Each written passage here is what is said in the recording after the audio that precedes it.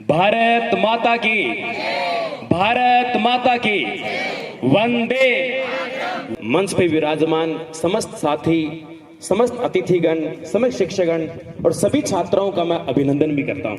आप जिस धरती से हैं, ये धरती संतों और भक्तों की धरती है।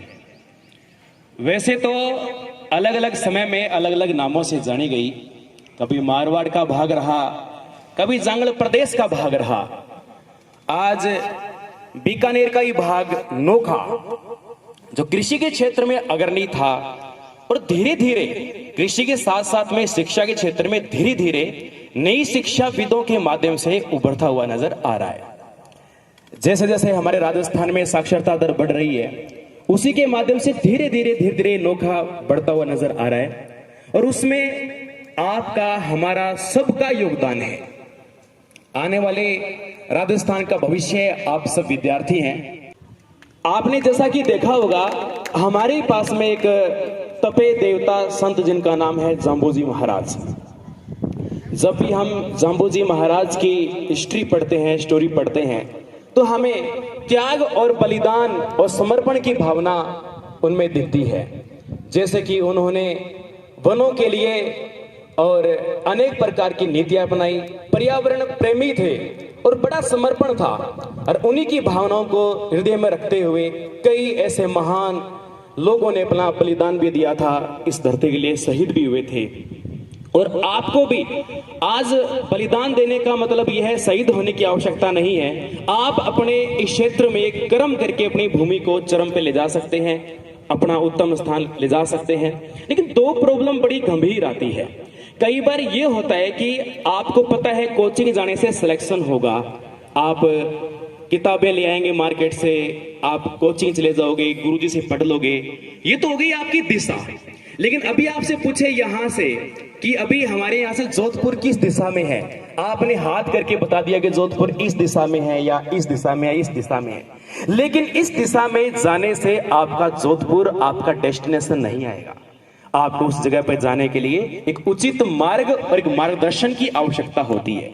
केवल कोचिंग आने से, केवल किताब अपने थैले में लाने से आपका सिलेक्शन नहीं होगा। समय समय पर मार्गदर्शन की जरूरत होती है। हम जैसे जयपुर से चले थे और यहाँ नोखा तक आए तो रोड दो नजर आ रही थी, किधर से लगा बिल्कुल सीधी रोड है। कई बार हमारे सारथी ने हमें कहा कि रोड अब बिल्कुल सर सीधी रोड है, अब कहीं नहीं मुड़ना। लेकिन उसके बावजूद भी कई अवरोधक आए, स्पीड ब्रेकर आए, लेकिन इस डेस्टिनेशन तक पहुंचने तक हमें काफी दिक्कत भी हुई। कई गांव भी आए, धीरे भी चलना पड़ा, कभी कोई आगे भी आया, कभी दाएं भी कभी बाएं भी। तो मार्ग में चलेंगे, सफलता के मार्ग में कठिनाइयों का सामना तो हमें करना पड़ेगा। हो सकता है हमें असफलताएं भी मिलेगी, लेकिन असफलताओं से डरना नहीं, वही आपकी सफलता की प्रथम सीढ़ी है। वर्षों पहले एक विद्वान कह के कहे थे कि असफलता एक चुनौती है, इसे स्वीकार करो, देखो, जांचो और परखो, जीवन में सुधार करो। कुछ किए बिना जय जयकार नहीं होती और बार बार कोशिश करने वाले की हार नहीं होती।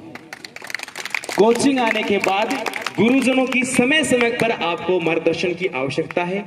ऐसा नहीं गुरुजी ने बता दिया ये किताब, ये सिलेबस आप पढ़ते जाओ, समय समय पर। जैसा कि गुरुदेव ने भी बात को साधा था कि आपकी संगत का, आपके माहौल का आपके ऊपर बड़ा गहरा असर पड़ता है। आपके स्टडी रूम का, आपके पढ़ने की जगह का, एनवायरनमेंट की बहुत बड़ी आवश्यकता होती है। राजस्थान की धरती, वैसे राजस्थान के बारे में कई बार ऐसे थॉट रखते हैं कि राजस्थान में शायद दोहरे ही दोहरे होंगे। राजस्थान में विभिन्नताएं में एकताएं हैं। राजस्थान में पर्वत, पठार, अरावली, मरुस्थल, नदियां, झरने, प्रपात, घाटी सब देखने को मिलती है। उसी तरह से आपको एक बात ध्यान रखनी है कि समय समय में जैसे ही आपके जीवन में संकट आए तो एनवायरनमेंट आपका डिपेंड करे कि आपका वातावरण कैसा है, आप किस तरह से पढ़ते हैं। तो जीवन में 5 लोग ही आपकी सफलता को सुनिश्चित करेंगे। घर के अंदर डर का माहौल, माँ बाप से डर का माहौल भी होना चाहिए। बड़े विश्वास के साथ आपको कोचिंग भेजा जाता है, विश्वास को तोड़ना नहीं है, क्योंकि माँ बाप की ममता के बराबर किसी की ममता नहीं होती। कहते हैं जिसका ऊपर कोई अंत नहीं होता उसे आसमां कहते हैं, धरती पर जिसकी ममता का अंत नहीं उसे माँ कहते हैं। एक बार माँ के लिए तालियां हो जाए।